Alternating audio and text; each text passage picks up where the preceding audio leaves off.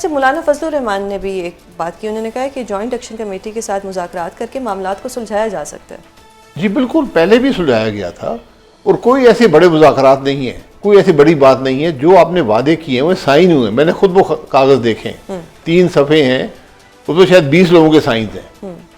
تو آپ نے یا اس وقت غلط کیا اور کہہ دیں ہم سے غلطی ہوگی، ہم نے غلط کر دیا، اس میں یہ درستگی ہے، یہ کام ہم نہیں کر سکتے، یہ بتا دینا، بات تو کریں نا۔ ہر چیز معاملے بات چیت سے حل ہوتی ہے، گولی سے حل نہیں ہوتی۔ صحیح۔ تو پھر یہ جو اس وقت اتحادیوں کی لڑائی نظر آ رہی ہے، اس کو میں کہوں کہ یہ شادی اب زیادہ دیر نہیں چلے گی، یہ مطلب تو یہی ہوگا، کیونکہ اب پبلکلی سب کچھ ہو رہا ہے، جیسا آپ نے پہلے کہا کہ اکیلے میں بیٹھ کے باتیں سن نہیں، یہ شادی چلتی رہے گی، دونوں کا مفاد اسی میں ہے، یہ معاملہ چلتا رہے۔ صحیح۔ ورنہ یہ حکومتیں ملک کے مفاد میں نہیں ہیں۔ صحیح۔ مولانا فضل الرحمان نے بھی ایک کرٹیسزم کیا، انہوں نے کہا کہ لڑائی کرنے کے لیے خواجہ آصف کو رکھا ہوا ہے اور صلح کرنے کے لیے اسحاق ڈار کو۔ یہ تنقید اب حکومت میں ہونا شروع ہو گئی ہے، کیا آپ کو لگتا ہے کہ حکومت جانے والی ہے، کچھ تبدیلیاں آنے والی ہیں، یا بس ایسے ہی چلتا رہے گا؟ حکومت نہ اپنی مرضی سے آئی ہے نہ اپنی مرضی سے جائے گی۔ حکومتیں پاکستان میں جیسے آتی ہے ویسے ہی جاتی ہیں، ویسے جاتی ہیں، یہ بھی آپ نے جس راستے سے آتی ہے اسی راستے سے جاتی ہے۔ خواجہ صاحب کے کچھ بیانات کنٹروورشل ہو جاتے ہیں، کبھی کبھی وہ بہت کھل کے باتیں کرتے تھے۔ اب انہوں نے ایک اور بات کی، انہوں نے کہا کہ اچکزئی جو ہے وہ پی ٹی آئی میں بیٹھے ہوئے عجیب و غریب لگتے ہیں۔ کل تک جب پی ڈی ایم میں ان کے ساتھ تھے تب تو عجیب و غریب نہیں تھے، آج ان کو کیوں ایسا لگ رہا ہے کہ وہ عجیب بھی لگ رہے ہیں تو غریب بھی لگ رہے ہیں؟ یہ سیاسی طنز ہوتا ہے، یہ پارلیمنٹری پریکٹسز ہیں، اب ایک دوسرے پہ یہ باتیں کہتے رہتے ہیں، کوئی اس میں زیادہ ریڈ کرنے کی ضرورت نہیں ہوتی ان چیزوں میں۔ ہاؤ ڈو یو سی کہ اب جو یہ حکومت ہے، موجودہ حکومت، اس کی کچھ مالی بے ضابطگیاں جو ہیں وہ بھی سامنے آ رہی ہیں، جس میں اگر میں آپ کو ڈیجٹ بتاؤں تو 32,000 ارب، پونے 32,000 روپے ارب کے جو اخراجات ہیں وہ پارلیمنٹ کی منظوری کے بغیر دیے گئے ہیں۔ حکومت کیا کر رہی ہے بیسیکلی؟ کوئی ایسے بلز کبھی پاس کر دیے جاتے ہیں نیشنل اسمبلی سے جو سینٹ میں جا کے شور مچتا ہے، بے ضابطگیاں آ جاتی ہیں؟ کتنا ٹائم یہ حکومت چلے گی اور اسٹیبلشمنٹ کب تک ان کا بوجھ اٹھائے گی؟ بوجھ اٹھانا اسٹیبلشمنٹ کا کام نہیں ہے، بوجھ تو اس ملک کے عوام اٹھا رہے ہیں۔ حکومت جب ناکام ہوتی ہے اثر عوام پہ پڑتا ہے۔ اب نہ یہاں قانون کی کسی کو پرواہ ہے، نہ جمہوری پریکٹسز کی پرواہ ہے، نہ سیاسی قدروں کی پرواہ ہے، نہ پارلیمانی قدروں کی پرواہ ہے، نہ آئین کی پرواہ ہے۔ تو پھر ملک ایسے ہی چلے گا جیسے اب چل رہا ہے۔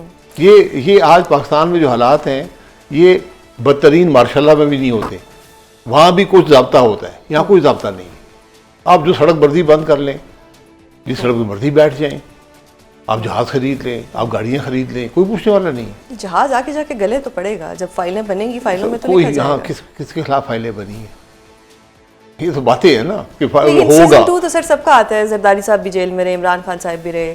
اب الگ بات ہے کہ وہ جو ہمارے ہیں نواز شریف صاحب، وہ ان کے پلیٹلیٹس کم ہو گئے تو جیل تو سب گئے ہیں ایک دفعہ۔ اس سے ملک کو فائدہ ہوا ہے؟ نہیں، نقصان ہوا۔ نقصان ہوا نا۔ لیکن آپ نے جب آپ نہ آئین کی پرواہ کرتے ہیں، نہ قانون ہے، نہ حکومت کے ضابطے کی پرواہ کرتے ہیں، جو مرضی آپ سمجھتے ہیں کہ ہم بادشاہ بن گئے۔ یہاں جو الیکٹ ہوتا ہے، جو وزیر اعظم بنتا ہے، وزیر اعلیٰ بنتا ہے، وہ اپنے آپ کو بادشاہ محسوس کرتا ہے کہ جو میں کہوں گا وہ قانون ہے، جو میں منہ سے نکالوں گا وہ حکم ہے۔ جمہوریت اس طرح نہیں ہوتی۔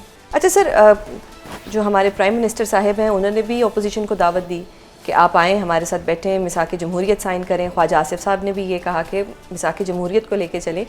ان یور اوپینین، کیا یہ جو ملک ہے اس میں میثاق جمہوریت کی ضرورت ہے یا اس میں جمہوریت کی ضرورت ہے؟ لیکن بیٹھے ہوئے ہیں نا، پارلیمان میں بیٹھے ہوئے ہیں اکٹھے، پارلیمان آپ کی جگہ ہے، وہاں پر بات چیت ہوتی ہے۔ بات چیت ذاتی مفاد کے لیے نہیں ہوتی، ملک کے مفاد کے لیے ہوتی ہے، عوام کے مفاد کے لیے ہوتی ہے۔ آپ کے پاس ایک ضابطہ موجود ہے، آپ کے پاس ایک میثاق موجود ہے، اسے آئین کہتے ہیں۔ جو لوگ اس کی پرواہ نہیں کرتے وہ جا کے اس کی پرواہ کریں گے۔ صحیح۔ ہم میثاق جمہوریت کی ہمیشہ بات کرتے ہیں، کیا ہوا؟ میثاق جمہوریت ہو رہی تھی، ساتھ ہی این آر او بھی ہو رہا تھا۔ جب حکومت بنی 2008 میں 3 مہینے میں ختم ہو گئی۔ وہ میثاق جمہوریت کی حکومت تھی نا، ساری جماعتیں، 2 بڑی جماعتیں، مسلم لیگ نون اور پیپلز پارٹی بیٹھی، 3 مہینے نہیں چلی۔ اس کے بعد انہوں نے داؤ مارا پیپلز پارٹی نے اور پنجاب حکومت ختم کر دی۔ نون لیگ نے یہ الزام لگایا تھا کہ اس کی خلاف ورزی پیپلز پارٹی نے کی ہے۔ جی، خلاف ورزی سر، آپ کے پاس آئین ہے، ملک آئین کے مطابق چلائیں، اسی سے معیشت چلے گی، اسی سے سیاست چلے گی۔ آپ آئین کی بات کر رہے ہیں، ایک طرف مساق جمہوریت کی بات ہو رہی ہے، خواجہ صاحب ہائبرڈ نظام کی بات کرتے ہیں، یہ تینوں چیزیں کیسے چلیں گی؟ کیسے ٹرائنگل بن گیا ہے؟ جو چیز آئین سے متصادم ہے، آئین سے باہر ہے، وہ ملک کے مفاد میں نہیں ہے، یہ پیمانہ ہے۔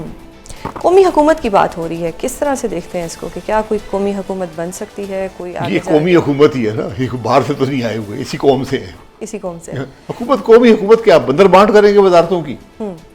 تم 2 لے لو، میں 4 لے لیتا ہوں، 5 اس کو دے دیتے ہیں، یہ طریقہ ہے۔ یہاں دیکھیں، نہ صلاحیت ہے، نہ نیت ہے، نہ کوشش ہے، کس طرح ملک چلے گا؟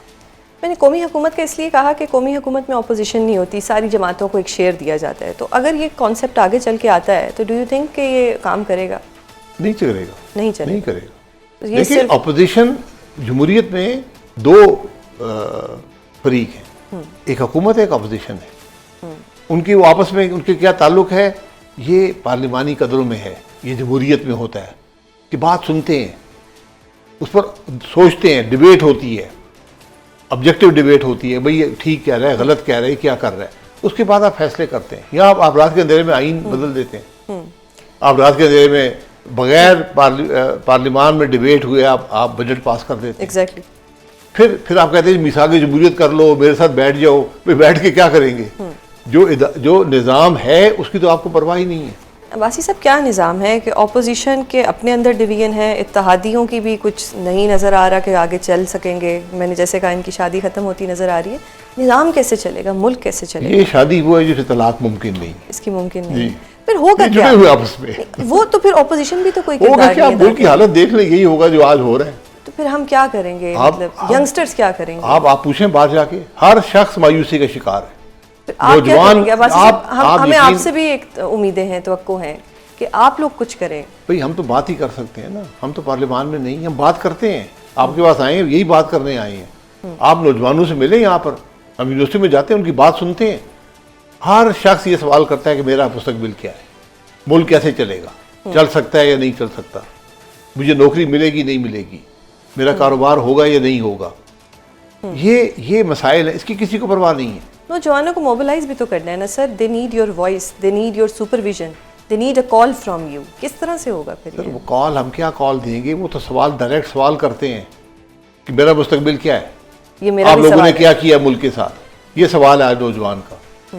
یہ بات نہ سننے کو کوئی تیار ہے، نہ سمجھنے کو تیار ہے۔ جب تک آپ کو یہ بات سمجھ نہیں آئے گی، آپ جہاز خریدتے، میں حیران ہوتا ہوں کہ آپ جس صوبے کے اندر 3 کروڑ بچے اسکولوں سے باہر ہیں، یہاں حکومت نے کوئی بات کی ہے اس بجٹ میں کہ ہم کیا پیسے رکھ رہے ہیں بچوں کو واپس اسکول لانے کے لیے، یا ہم پیسے رکھ رہے ہیں غربت سے لوگوں کو نکالنے کے لیے، یا معیشت کو بہتر کرنے کے لیے کوئی پالیسی بنا رہے ہیں؟ کچھ بھی نہیں۔ آپ بات ہی نہیں کرتے نوجوان کی۔